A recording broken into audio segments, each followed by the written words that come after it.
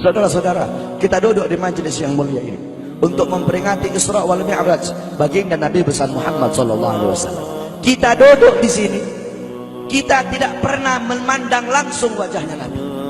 Kita tidak pernah berjumpa langsung dengan Nabi. Kita tidak pernah duduk bersama-sama dengan Nabi. Untuk apa kita duduk di sini kalau bukan karena iman dan cintanya kita kepada Nabi Muhammad? Padahal kita tidak pernah berjumpa dengan Nabi, bertemu dengan Nabi tidak pernah, duduk bersama Nabi tidak pernah. Tapi kita beriman kepada Nabi Muhammad. Kita cinta kepada Nabi Muhammad. Kita umat yang dirindukan oleh Nabi, umat yang dicintai oleh Nabi. Rasulullah ketika beliau sedang duduk bersama para sahabat, Rasulullah berkata, "Wahai para sahabat, tahukah kalian golongan-golongan yang soleh? Tahukah kalian golongan-golongan yang mulia?" Sahabat berkata, "Apakah para malaikat ya Rasulullah?" Rasul berkata, "Bagaimana mungkin malaikat tidak mulia sedangkan mereka berada di sisi Allah? Ada lagi yang mulia. Apakah para nabi dan rasul? Bagaimana mungkin nabi dan rasul tidak mulia sedangkan Allah menurunkan wahyu untuk mereka? Ada lagi yang mulia. Apakah kami ya Rasulullah? Bagaimana mungkin kalian para sahabatku tidak mulia sedangkan aku berada di tengah-tengah kalian? Ada lagi yang mulia." Kata sahabat, "Allah dan engkau yang lebih tahu ya Rasul." Rasulullah menundukkan kepala, Nabi Muhammad menundukkan kepala. Dari kedua pelupuk mata beliau mengeluarkan air mata, membasahi pipi beliau sampai ke janggutnya beliau. Beliau menundukkan kepala sambil menangis dan beliau berkata, "Golongan yang mulia ini, golongan yang soleh ini, mereka golongan-golongan yang adanya nanti di akhir zaman. Mereka tidak pernah duduk bersamaku, mereka tidak pernah memandang wajahku, mereka tidak pernah mendengar langsung kata-kataku, akan tetapi mereka beriman kepadaku," kata Rasul. "Mereka umat yang aku rindukan, mereka umat yang aku cintai. Tuba liman yarani wa amana bi, wa tuba summa tuba liman lam yarani wa amana bi." Sungguh beruntung orang-orang yang beriman kepadaku, kemudian orang-orang yang melihatku kemudian beriman kepadaku. Dan sungguh beruntung, dan sungguh beruntung, dan sungguh beruntung. 3 kali keberuntungan, 3 kali kemuliaan bagi orang-orang yang tidak pernah melihatku akan tetapi mereka beriman kepadaku. Siapa? Kita umat Nabi Muhammad SAW. Kita tidak pernah memandang wajah Nabi, tidak pernah berkumpul dengan Nabi, tapi kita beriman kepada Nabi Muhammad. Apalagi kita umat Islam Indonesia. Umat Islam Indonesia, umat yang dicintai oleh Rasulullah. As-Sayyid Al-Habib Muhammad bin Ali Al-Maliki, ketika beliau berziarah ke makam Nabi Muhammad, dalam keadaan sadar beliau berjumpa langsung dengan Nabi Muhammad. Di belakang Nabi Muhammad ada ribuan orang. Habib Muhammad pun bertanya, "Ya Rasulullah, siapa yang ada di belakangmu ini ya Rasulullah? Ribuan orang ini, ribuan golongan ini, siapa ya Rasulullah?" Rasulullah berkata, "Ini mereka yang ada di belakangku. Mereka adalah umat Islam yang aku cintai. Mereka umat Islam yang ada di Indonesia," kata Rasulullah SAW. Kita dicintai oleh Rasul. Kenapa? Coba kita lihat di Indonesia, saudara-saudara. Kalau bulan Maulud, kalau bulan Rabiul Awal, di kampung-kampung, di musola-musola, setiap masjid, setiap langgar, setiap pesantren, setiap RT, setiap RW pasti bikin maulid Nabi Muhammad. Kalau udah bulan Rajab, setiap pesantren, musola, masjid, kampung, RT, RW pasti bikin Isra wal Mi'raj bagi Nabi besar Muhammad. Negara-negara yang lain, tempat-tempat yang lain tidak seperti kita, saudara-saudara. Makanya kita menjadi umat yang dicintai oleh Rasul, umat yang dimuliakan oleh Nabi Muhammad, umat yang dirindukan oleh Nabi Muhammad SAW. Allah berkata dalam Al-Quran, "Laqad ja'akum rasulun min anfusikum azizun alaihi ma'anittum harisun alaikum bil mu'minina raufur rahim." Hei sekalian umat manusia, yang kaya, yang muda, yang tua, yang muda, yang kaya, yang miskin, mulai pejabat sampai rakyat, ulama sampai umat. Hei sekalian umat manusia, laqad ja'akum, telah sampai kepada telah datang kepada kalian rasulun, utusan Allah, min anfusikum, dari golongan kalian manusia, azizun alaihi ma anittum, sungguh berat baginya penderitaan yang kau alami, sungguh berat baginya kesusahan yang kau alami. Sebelum kalian susah, dia lebih dahulu susah. Sebelum kalian menderita, dia lebih dahulu menderita. Sebelum kalian menangis, dia lebih dahulu menangis. Sebelum kalian berdarah, dia lebih dahulu berdarah.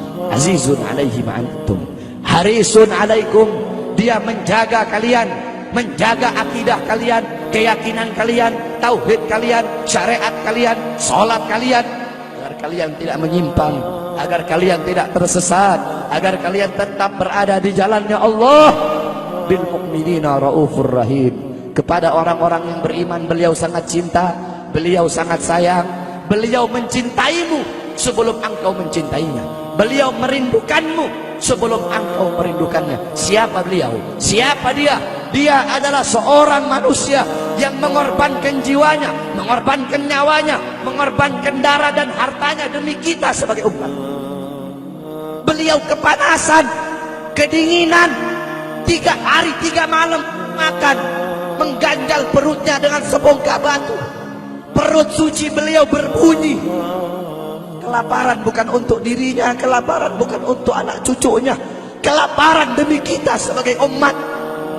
Beliau seorang manusia yang pipinya pernah tertusuk duri sampai tembus ke sebelah demi kita sebagai umat.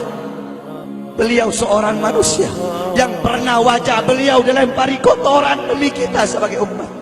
Lupakah kalian dengan air mata beliau yang menetes setiap malam demi kalian?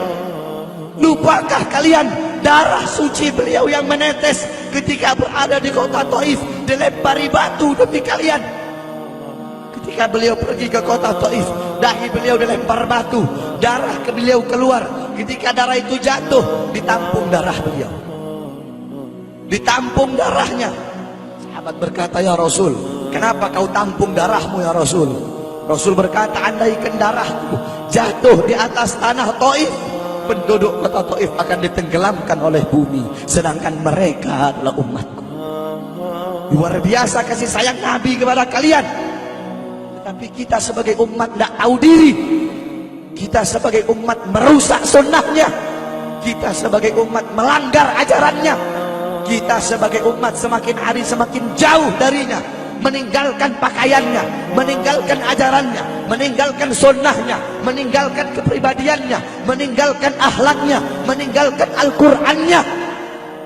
Rasulullah sallallahu alaihi wasallam yang dimana qala Sayyidina Ali karamallahu wajha, inna Rasulullah fi akhir nafsi harragat syafataihi marratain fa'algaitu sam'i fasami'tuhu yaqul ummati ummati faqubida Rasulullah sallallahu alaihi wasallam wa qala law kanat ad-dunya tadumu li wahidin la kana Rasulullah sallallahu alaihi wasallam fiha mukhallada. Dari Sayyidina Ali karamallahu wajhah, ketika akhir-akhir detik-detik kematiannya Rasulullah, beliau mendengar, beliau melihat dari bibir Rasulullah bergerak dengan 2 kali gerakan. Beliau mendekatkan telinganya, mendekatkan pendengarannya, dan beliau mendengar Rasulullah berkata, ummati ummati, faqubida Rasul, meninggal Rasulullah sallallahu alaihi wasallam. Ketika nyawa Rasulullah akan dicabut, Rasulullah berkata kepada Jibril, wahai Jibril, aku belum puas meninggalkan umat. Aku tidak mau meninggalkan mereka dalam keadaan belum diberi jaminan oleh Allah. Wahai Jibril, sampaikan kepada Allah, aku tidak minta jaminan untuk diriku, aku tidak minta jaminan untuk keluargaku, aku minta jaminan untuk umatku. Wahai Jibril, sampaikan kepada Allah. Jibril pun pergi kepada Allah. Jibril pun berkata, ya Allah, kekasihmu Muhammad meminta jaminan untuk umatnya. Allah bilang, wahai Jibril, katakan kepada Muhammad, aku tidak akan menghinakan umat Muhammad. Basyirhu fa innahu awwalu nasin kharijum minal ardi idza bu'isu. Kemudian beliau ditarik lagi nyawa beliau. Beliau berkata, ya Khalil Israel, wahai kekasihku Israel, apakah seperti ini rasa sakit ketika dicabut nyawa? Israel berkata, iya ya Rasulullah, Seperti inilah rasa sakit ketika dicabut nyawa ya Rasulullah. Ya Allah, biar aku menanggung sakratul maut seluruh umat. Ya Allah, mereka tidak akan kuat, mereka tidak akan sanggup. Aku nabi mereka, aku pemimpin mereka. Biar aku menanggung beban penderitaan sakratul maut mereka ya Allah. Biar aku menanggung sakratul maut umatku ya Allah. Di mana kita sebagai umat? Apa yang telah kita lakukan untuk Nabi Muhammad? Nabi berkorban untuk kita di saat detik-detik terakhir nafasnya, tidak memikirkan rasa sakitnya, tidak memikirkan pedihnya, tidak memikirkan beratnya. Beliau memikirkan nasib kita sebagai umat. Kelak di yaumil qiyamah, ketika para nabi dan para rasul berkata, nafsi nafsi, nafsi nafsi, diriku sendiri, jiwaku sendiri, aku urus urusanku sendiri, aku tidak bisa tolong kalian. Ketika para nabi dan rasul, mereka tidak bisa menolong kita. Rasulullah Muhammad ibn Abdullah, Nabi Muhammad bersujud kepada Allah, Nabi Muhammad bertekuk lutut, beliau bermohon kepada Allah. Beliau berkata, ya Allah, aku tidak minta pengampunan untuk diriku, wala Fatimah, wala Hamzah. Aku tidak minta pengampunan untuk Fatimah, aku tidak minta pengampunan untuk Hamzah. Aku cuma minta pengampunan untuk umatku ya Allah, untuk umatku ya Allah. Rasulullah tidak meminta pengampunan untuk dirinya, tidak meminta pengampunan untuk anaknya, tidak meminta pengampunan untuk paman bibinya, tidak meminta pengampunan untuk keluarga atau anak cucunya, tetapi beliau meminta pengampunan untuk kalian sebagai umat. Karena begitu cintanya beliau kepada umat, karena begitu sayangnya beliau kepada umat, sampai-sampai beliau berkata, lau yushaku ahadukum li syaukatin fi rijlih la ajidu ala ma'a fi qalbi. Andaikan kalian, salah satu dari kalian kakinya tertusuk duri, andaikan salah satu dari kita yang duduk di sini kaki kita ada yang terkena duri, pasti kita merasakan sakit. Apa kata Rasul? Maka aku tidak merasakan apa yang kalian rasakan, kecuali yang aku rasakan, sampai dalam hati aku rasakan rasa sakit kalian. Ya, bagaimana cintanya Rasul kepada kita? Apa yang sudah kita lakukan untuk Nabi? Sudahkah kita mengorbankan kedua mata kita untuk memandang hal-hal yang disukai oleh Nabi? Sudahkah mengorbankan kedua tangan kita memberi makan golongan-golongan yang dicintai oleh Nabi? Mengorbankan lidah kita untuk mendakwahkan, mensuarakan ajaran syiar Nabi? Sudahkah mengorbankan kedua kaki kita melangkah ke tempat-tempat yang diridhoi oleh Nabi? Kita masih belum bisa balas jasa Nabi, dan tidak akan pernah bisa membalas jasa Nabi Muhammad. Jangankan kita duduk di sini berjam-jam, walaupun kita duduk di sini sampai pagi kita duduk, seumur hidup kita duduk di sini, masih belum bisa membalas jasa Nabi Muhammad. Sekalipun kita merangkak, engkau merangkak dari rumahmu menuju makam Nabi, merangkak bukan dengan kaki, merangkak bukan dengan bukan dengan tangan. Walaupun kalian merangkak dengan kedua mata dari rumah kalian menuju makam Nabi, itu masih belum bisa membalas jasa-jasa Nabi Muhammad sallallahu alaihi wasallam. Kita tidak bisa membalas jasa-jasa Nabi Muhammad. Kecintaan kita tidak ada apa-apanya. Apakah kecintaan kita lebih besar daripada kecintaan seorang anak kecil yang ada di zamannya Syekh Abdurrahman Ad-Dibai? Di zaman Syekh Abdurrahman Ad-Dibai, pengarang Maulid Diba, ketika beliau ingin berziarah ke makamnya Rasul, ketika beliau ingin ziarah ke makamnya Nabi, ada satu orang anak kecil ingin ikut berziarah. Maka kata rombongan, hai anak kecil, engkau tidak boleh ikut.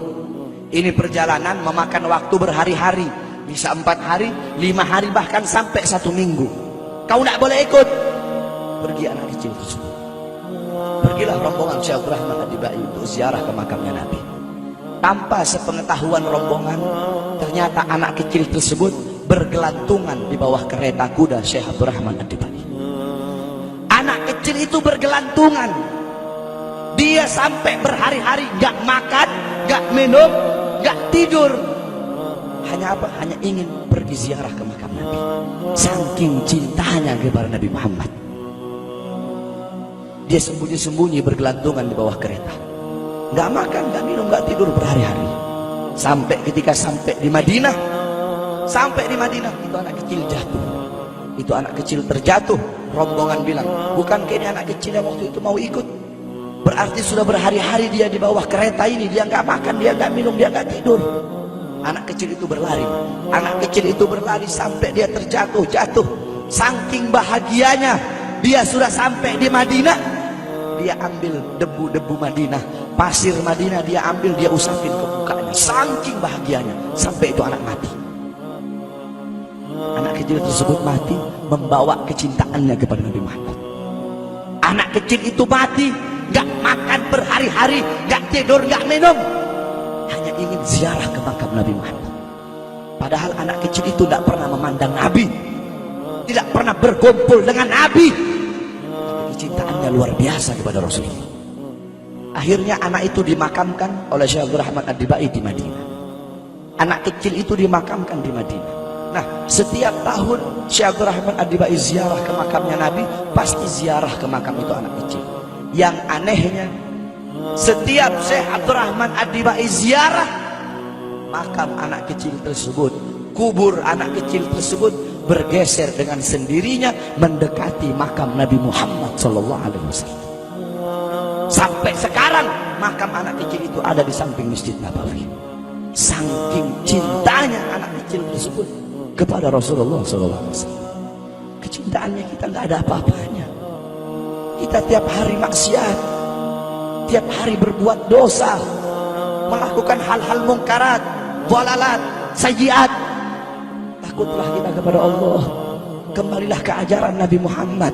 Jadikan beliau sebagai teladanmu, jadikan beliau sebagai pedomanmu. Hidupkan rumah tanggamu dengan ajaran beliau. Hidupkan kampungmu dengan dengan ajaran dan sunnah beliau. Jadikan rumah tanggamu rumah tangga Sayyidina Muhammad, kampungmu kampung Sayyidina Muhammad, desamu desa Sayyidina Muhammad, kotamu kota Sayyidina Muhammad sallallahu alaihi wasallam.